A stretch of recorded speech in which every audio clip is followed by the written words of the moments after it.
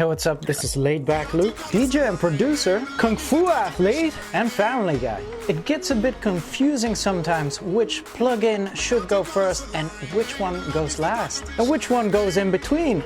Today, we'll find out. I'm surprised there's not more tutorials out there that explain this. I've been wanting to make this one for a while now for you, so I'm excited you tuned in. Here we go. Often in my producer sessions, I'll be rearranging the order of plugins and realizing that it makes a big difference. But what are exactly the rules that apply to this? And so today we'll have a look at 5 topics I want to cover in this vlog. Let's dive into some reverb first. I'm gonna do some shameless plug in this vlog. This is my new track with Steph Da Campo called We Found Love. I'm just gonna take snippets of it. I actually went through the project and I couldn't find any chains in there that would actually help me explain all of this in this vlog. But it got released exactly a week ago. I've had the vocal for a few years now, but I'm happy Steph and I finally cooked up something which I couldn't be happier with regarding the end result. The responses have been amazing, but I'm still really curious what you think of it, so make sure to let me know in the comments. Also, to all my producers out there, keep an eye out on our socials because we've got a dope opportunity coming up regarding this release after the weekend. Okay, so sorry for interrupting. Let's talk about reverb. Let's see if I can find a good piece. Oh, let's have the chorus here. So on the master output, I'm gonna put this on minus 6 right here. Okay, so then on this channel, let's add an EQ and a reverb. This will be the order. The sound comes in here, hits the EQ first, and then goes through the reverb. And over here, this is our signal that we are hearing. So for the sake of this tutorial, I'm just gonna alter the EQ. Okay. Let's do this. I'm gonna just exaggerate the reverb so I can really hear it. Take out the low end, which we generally don't need. And I'll add a little bit of decay time here.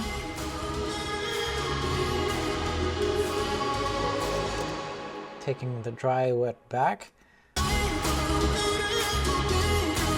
So the way that it sits now is that the sound gets EQ'd first and then gets the reverb over it. So in this case, the reverb stays intact and all you are hearing is actually the EQ'd signal and the added reverb. Now we're gonna flip it around. Now we're actually gonna put the reverb before the EQ. And this way you can hear there's a difference. It actually matters what order they are in. So I'm taking the reverb and putting it before the EQ. So now the sound goes through the reverb first, then through the EQ, and then it comes out here for us to hear. So what we are hearing right now is this.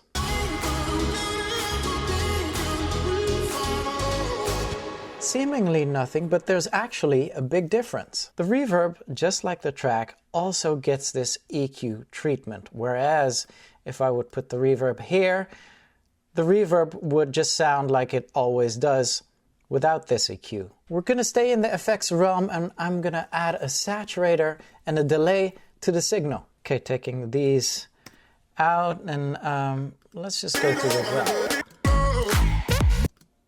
Okay, here.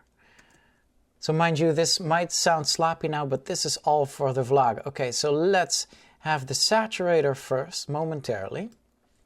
And we'll just add a delay to that. So, okay, I'm just gonna turn off the delay and then so add the saturator.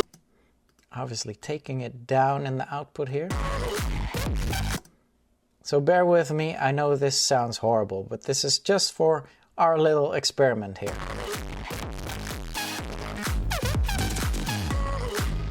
Okay, nice and crunchy.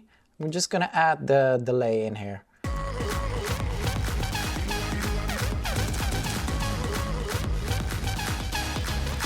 You know what, let's take a different section. I'm just gonna go here.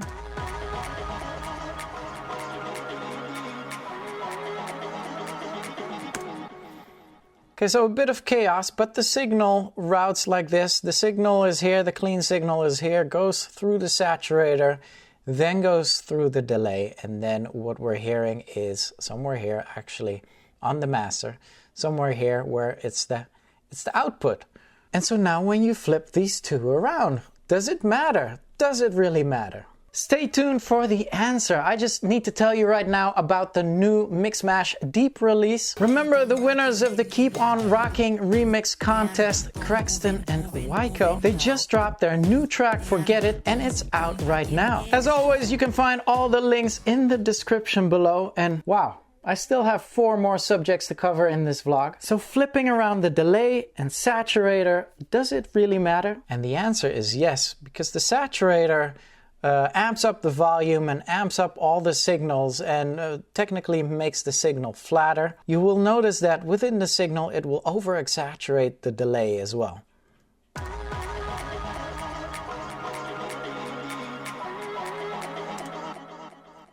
Obviously what happens now, the signal goes in, adds the delay, and all of that goes into the mix through the saturator and comes out. Putting the delay here, the delay doesn't get saturated. Actually, the delay is nice and clean here. So usually in this type of case, I would turn back the dry and wet. Make it a little bit more subtle.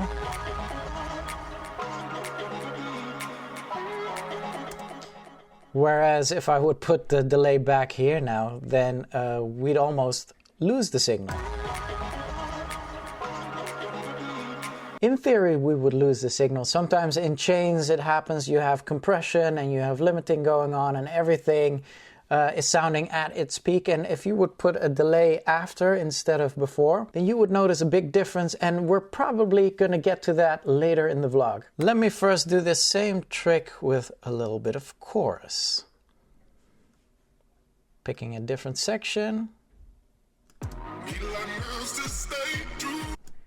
Okay, so the chorus effect adds modulation to the signal. It's kind of like doubling the signal, but adding a little bit of harmonics in there as well, modulation, to make the signal sound double.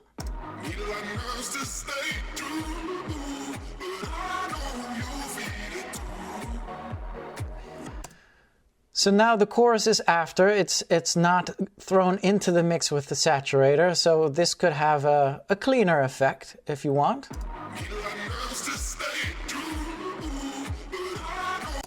But if we would turn it the other way around, the chorus comes first, and the chorus and the original track is being thrown into the saturator, so the chorus is being distorted now as well with this additional drive over here.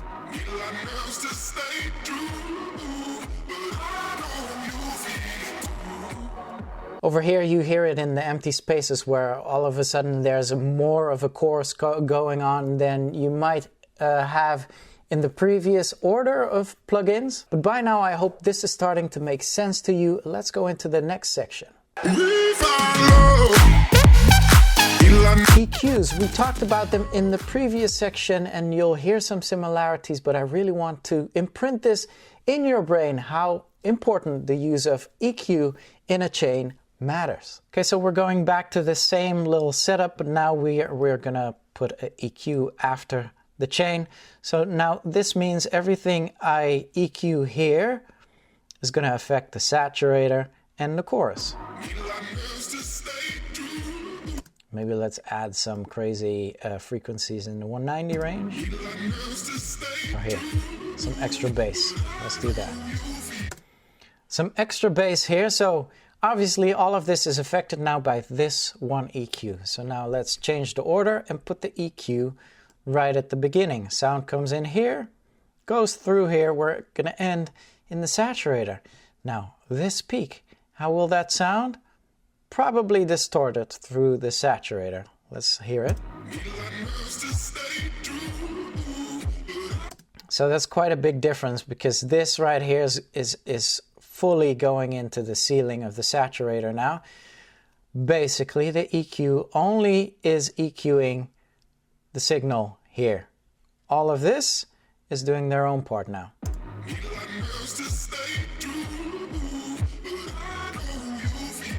So that's a very big and clear difference where you actually put your EQ in the chain. I'm going to add some more EQs to this and show you what I do with that when I regularly produce tracks. What the key is to my use of EQs is that I actually see every EQ I add on the end of the chain, I see it as a new canvas. Say I want to keep this intact and I want to work the signal here, I can. Let's try and make this a little bit less here. And who knows, maybe I want some more high-end EQ here.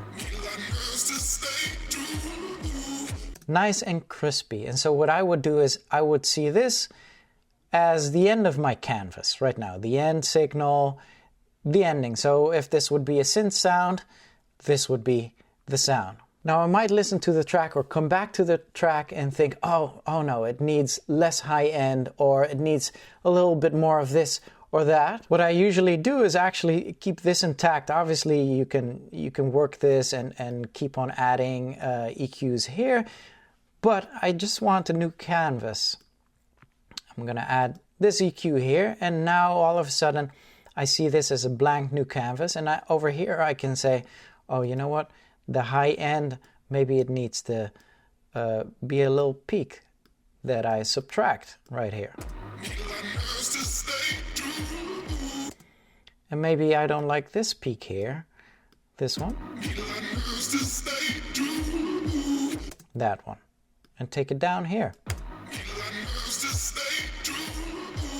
The beauty is that you can add as many EQs as you want and have that mindset of a blank canvas over and over again. Obviously, often it's recommended not to have too many EQs on your track, which is fine as well. Sometimes I'll delete a bunch of EQs and start over again. But this whole new blank canvas thing, and especially at the end of your chain, might help you. Compression, or the LFO tool in your chain, where should you put it? Well, in regards to using reverb, effects, and EQ, this can make a big difference, and I'll show you right now. After this actually, so stay tuned. Still to come, a number 4, it's the saturator, and a number 5, the limiter. Because where in the chain should a limiter actually be?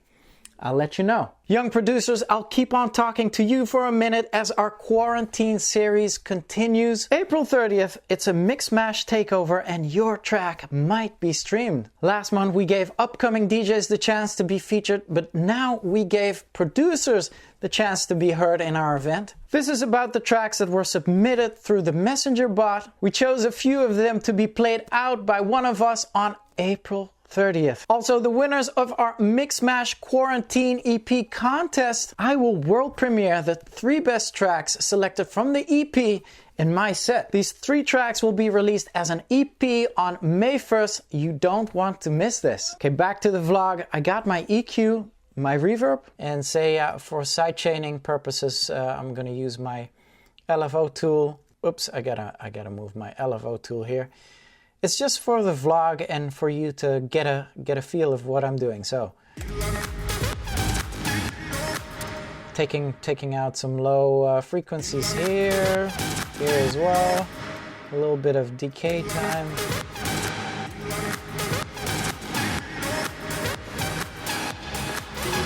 Okay, so now a nice pumping signal. We have the reverb in there. What the chain actually does right now, the chain is pumping the reverb too, because let us think. It comes through here, adds reverb, and then at the end of my chain is the LFO tool, which pumps all of them. So what happens now if I just change the order and put the reverb last? So again, this means the reverb is the last signal before we get to hear it. And so what happens now? When I hit play,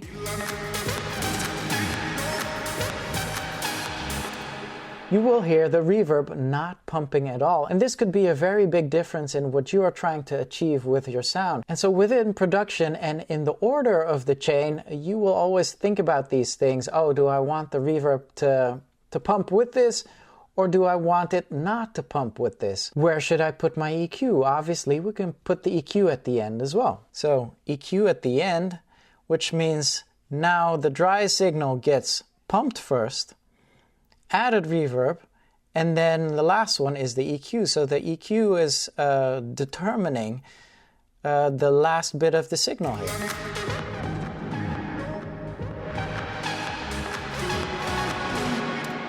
So the signal is still pumping, but not everything is pumping right now, which makes a big difference.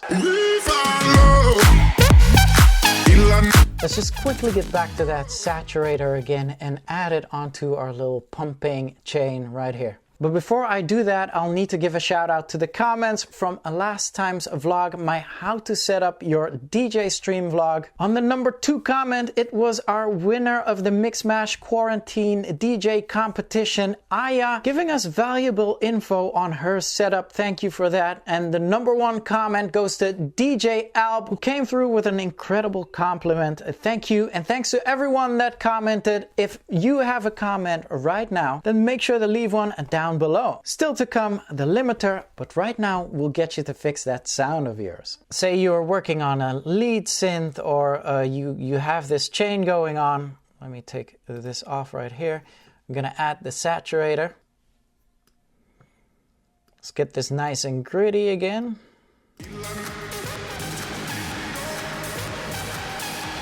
Okay, so just imagine that this is your lead sound and you have something great going on here. You have the saturator going on. You're going to add some EQ to spice it up. For some reason, you can't get it to fix it in a mix. And what is it? Like the drop is going on and you have everything on there. You have the LFO, the reverb, the EQ, and the saturator, and it's not getting in the mix. Well, a very simple solution for you here. What we need to do is we need to grab the LFO tool that's on the very beginning of the chain and just drag it onto the end. So now all of this will be ducking for the kick drum, which we have set here. So all of a sudden, just by moving your plugin to the end of the chain, all of a sudden it will fit in the mix. Obviously, we can make this as heavy as we want. So now it just means all of this signal is going through the pumper, which sometimes you want. The limiter. Which position does a limiter need to take in the chain for it to work best for you? Now, mind you, there's no wrong setting for the limiter, but I do want you to grasp this. Okay, I'm going to take this LFO tool out of here and I'm just going to add my favorite limiter still, the FabFilter Pro L, which I often use at the end of my mastering chain. So what a limiter does is it lets the signal go through, but it will never distort your master output or even distort your track. So say if I would add a lot of gain to this,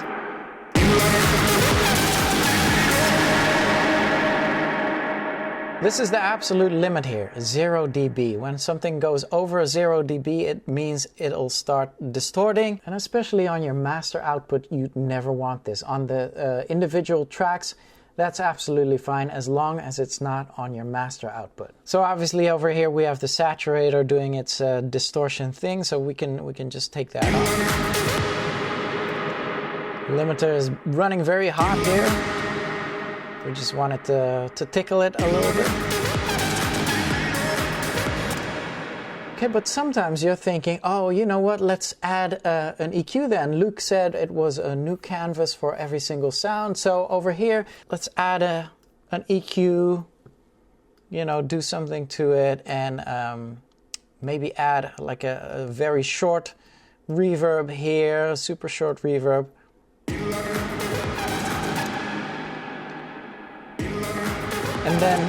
And then you'd look at your channel signal or even at your master output and it's distorting.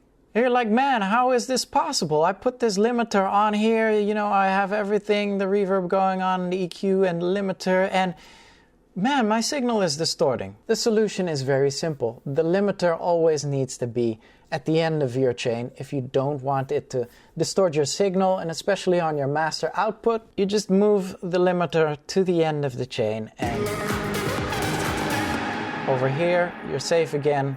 On your master, you're safe again as well. So quite commonly, I would always recommend you putting the limiter on the very end of your chain. Obviously, you could potentially add more to this.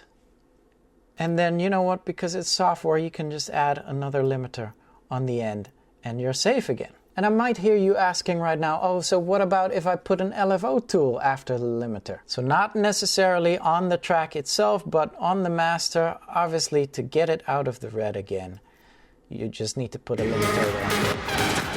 And especially if the limiter is not doing anything really, just being transparent and being safe, then all of this doesn't get affected that much. The limiter is just there to keep your signal right out of the red. Common sense, that's the real answer. That's what it comes down to. But it's good for you to know and to realize what the position of a plugin does in your chain. Do you think this tutorial is helpful? If you do, make sure to leave me a thumbs up right now. For next time's vlog, for you to not miss out, make sure to hit that subscribe button right now. For next time's vlog, I was actually thinking of doing an In My Mind vlog on the Denon DJ Prime Go. Would you be into that? If yes, make sure to hit me with another thumbs up or talk to me in the comments. What would you like to see next time? Make sure to hit me with your suggestions in the comments below. Don't forget to follow me on my Instagram, Facebook or Twitter for all your daily Laidback Luke content. And I will see you on the next vlog. Until then, L's up, rave safely, and salute.